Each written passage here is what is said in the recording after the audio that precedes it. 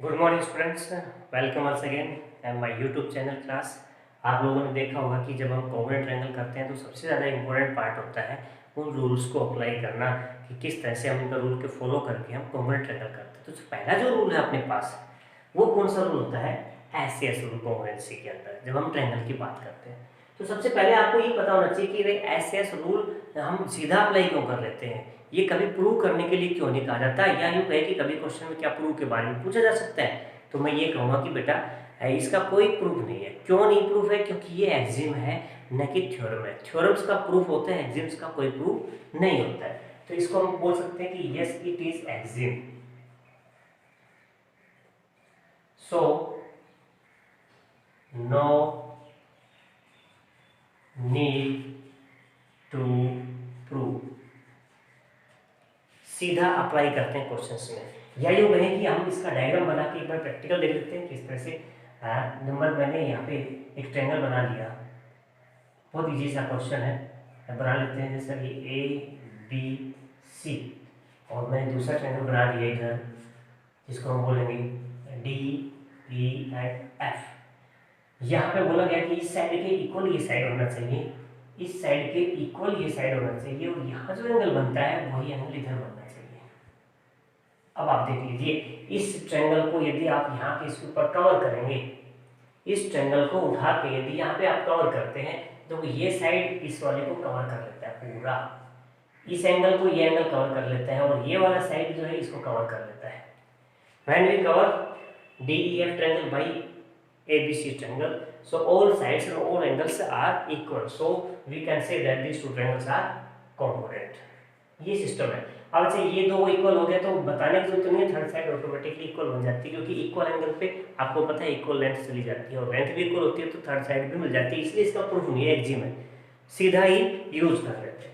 लेकिन इसके अलावा जो इसका यूज करके बहुत सारे करने के लिए हमको कहा जाता है, लेकिन कभी कभी आप लोगों को कन्फ्यूजन हो जाता है कि सर ये एस है तो क्या डबल एस के साथ ए लग सकता है? कौन सा रूल बनता है? एस ए, ये नॉट एप्लीकेबल। वाई? भाई जब एस से एस आ जाता है, दो साइड के साथ में बीच में कोरस्पोंडिंग एंगल यदि इक्वल हो जाता है तो हम मान लेते हैं।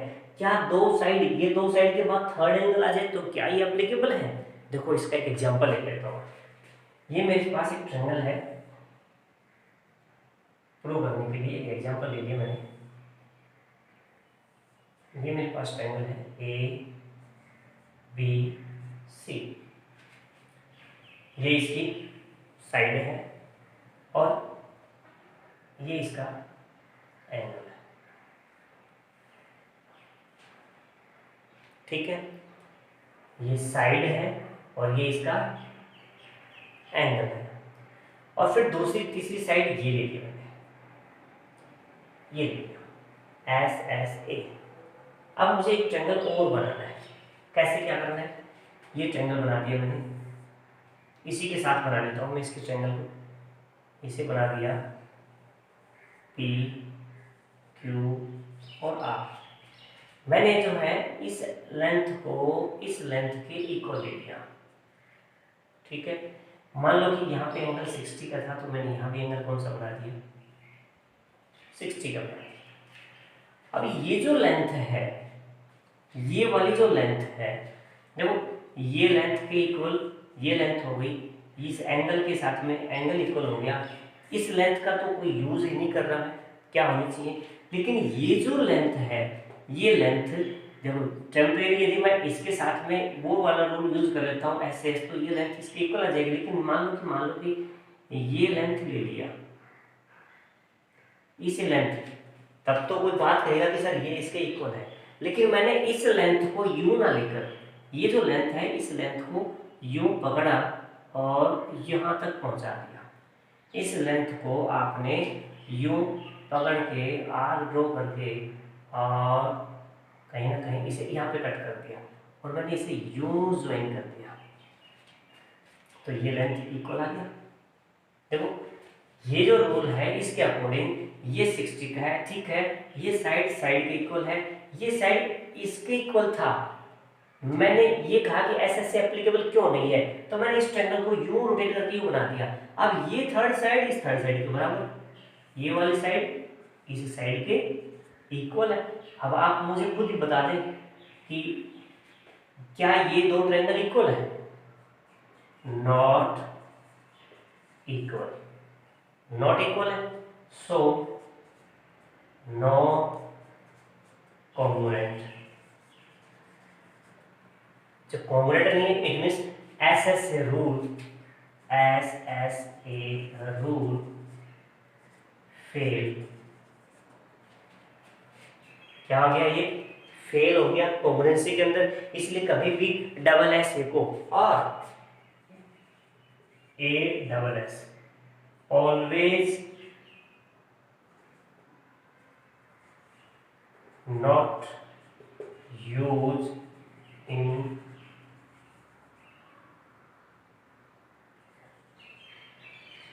congruence ट्रायंगल में, ठीक है? ये यूज नहीं करते हैं। तो फिर कौन से यूज करते हैं? तब तक के लिए आप इनको पॉज कीजिए, अभी बता देता हूँ थर्ड यूज।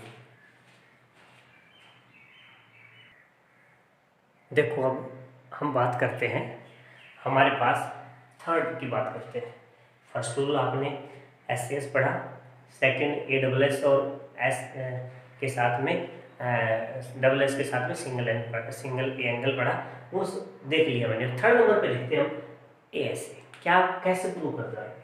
मान लो कि मेरे पास इसका एक ट्रायंगल है ए बी सी और दूसरा ट्रायंगल मैंने यहाँ लिख दिया पी क्यू आर। क्या बोला गया है? दो एंगल हो, ये एंगल इसके इक्वल हो, ये साइड इसके इक्वल हो और ये एंगल इसके इक्वल हो, तब क्या ये कोंग्रुएंट है? कैसे कोंग्रुएंट है? यहाँ पे कंडीशंस अपने पास बन जाते हैं। क्या कंडीशन बन जाते हैं?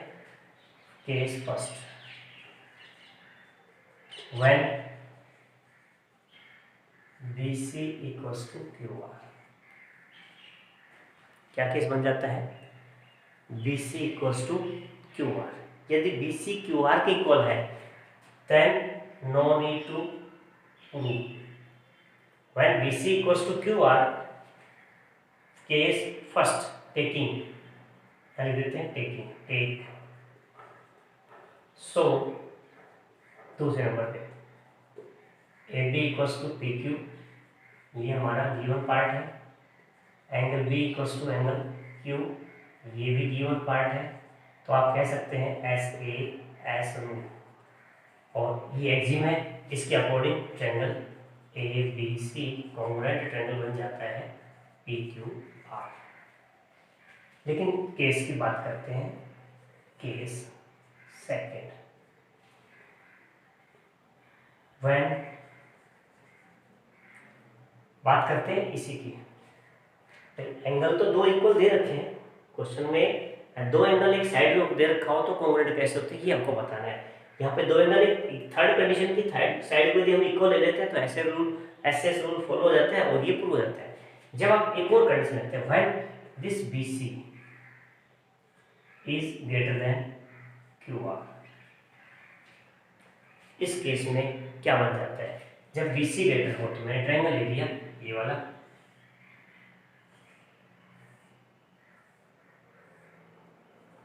ABC और ये ले लिया PQR।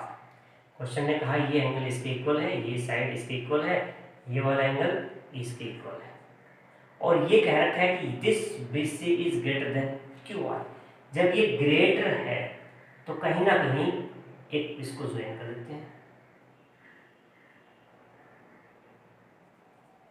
यहाँ पे पॉइंट ले लिया मैंने D, जो कि DD जो है QR के इक्वल था। ये DD QR के इक्वल होगा, ये जो ट्रायंगल है और ये ट्रायंगल क्या हो जाएंगी? कॉन्ग्रुएंट हो जाएंगी। देखो यहाँ पे इस केस में ये ले लेते हैं so let a point D on BC such that this BD equals to QR. Therefore उसका रिजल्ट क्या निकल के आएगा, यदि इसके साथ में ले लिया तो मेरे पास ये रिजल्ट लेके आया कि जो ट्रायंगल है ए बी डी वो कॉन्ग्रुएंट बन जाएगा। किस ट्रायंगल के इक्वल बन जाएगा? P Q R. ठीक है, जब ये ट्रायंगल है और ये ट्रायंगल, ये छोटा वाला और ये छोटा वाला कॉन्ग्रुएंट बन जाएगा, क्योंकि मैंने ये पॉइंट ऐसे ले लिया जो इसके बराबर है और रूल फॉलो कर देता है ऐसे रूल के अकॉर्डिंग फॉलो कर देता है। सो इसका रिजल्ट ये हुआ कि जो मेरा एंगल है ये वाला, कौन सा रिजल्ट है? ये वाला। सो एंगल कौन सा देखिए, इसका नाम B A D equals to angle P, ये कहाँ हुआ? Y C P C T. ये वाला एंगल इसके इक्वल होना चाहिए क्योंकि हम कॉन्ग्रुएंट प्रूव कर चुके हैं। बट ये जो P है ना angle equals to A given है, दिस इंप्लाइज एंगल ए ये वाला इक्वल्स टू एंगल क्या हो जाएगा? बैड। इस बैड के इक्वल हो जाएगा भाई। जब एंगल ए बैड के इक्वल है, एंगल ए और ये जो बैड है ये इक्वल है, कब इक्वल है? ये तो पॉसिबल ही नहीं, नॉट पॉसिबल, नॉट पॉसिबल। ये पॉसिबल कैसे हो सकता है? रूल के अकॉर्डिंग तो ये ट्रायंगल्स के कॉन्ग्रुएंट है, कॉन्ग्रुएंट है तो मतलब ये वाला छोटा और ये इसके इक्वल है। ये यदि इसके इक्वल है इसका मतलब ये ट्रायंगल कॉन्ग्रुएंट है। It is only possible when these two are, it is not possible। ठीक है, इट इज इसके बाद लिख सकते हैं या दिस वन लिख सकते हो, this one only possible when ABC congruent triangle PQ। ये तभी पॉसिबल है जब ये और ये एक तभी हो सकते हैं जब ये बड़ी ट्रायंगल कॉन्ग्रुएंट हो, मतलब ये ऐसा लाइन इमेजिनरी हो, एक्चुअल बने ना, तब तो ये पॉसिबल है। उसके अकॉर्डिंग ये केस। अब बात करते हैं केस थर्ड की। केस थर्ड की बात कर लेते हैं। थर्ड केस में क्या ले लेते हैं भाई? ऐसे ही एक एग्जांपल ले लिया, एक बार BC के इक्वल ले लिया, एक बार BC बड़ा ले लिया और केस में ले लिया दिस BC इज क्या बना दिया भाई? Less than QR। अब इसके डायग्राम बनाएंगे तो ये ट्रायंगल ABC बना दिया मैंने भाई, ABC, और ये मैंने बना दिया PQR ट्रायंगल बना दिया। वही एंगल इसके इक्वल है, वही साइड इसके इक्वल है, वही एंगल इसके इक्वल है। बट कंडीशन क्या है? This BC is smaller. क्या है condition? This BC is smaller than QR। जब BC QR से छोटा है तब क्या करेंगे? या तो भाई BC को आगे एक्सटेंड कर देते हैं या फिर इस QR के अंदर कोई पॉइंट ले लेते हैं। इसी कंडीशन की तरह प्रूव करने के लिए क्या ले लेते हैं? BC से QR छोटा है तो इसको मैंने आगे बढ़ा दिया और इसे ज्वाइन कर दिया, ये पॉइंट D निकाल दिया। नाउ BD इक्वल्स टू क्या हो गया? QR। Angle B equals to क्या हो गया? Q। एंड एक ये बच गया, AB इक्वल्स टू क्या हो गया? PQ। ये गिवन है, ये गिवन है, ये कंस्ट्रक्शन है, SAS रूल बना दिया। SAS रूल के अकॉर्डिंग ABD ट्रायंगल कॉन्ग्रुएंट बन जाएगा PQR के। जब ABD ट्रायंगल की बात करते हो आप, इसका मतलब ये वाला एंगल, वही बात आ गई। तो एंगल जो बैड है वो इक्वल क्या आना चाहिए? एंगल P के। एंड यहाँ पे लिखूंगा कि बट एंगल P तो है वो एंगल A गिवन है, this implies angle A is equals to ये बैड बन गया। जब A एंगल और बैड इक्वल है सो क्या बन गया? It is only possible. So it is only possible when these are congruent. इस तरह से इस रूल को हम इजीली प्रूव कर लेते हैं। AS क्राइटेरिया से भी प्रूव कर सकते हैं और किसी भी तरह से प्रूव कर सकते हैं। अब हमारे पास एक रूल छोटा सा और बच गया, वो कौन सा बच गया?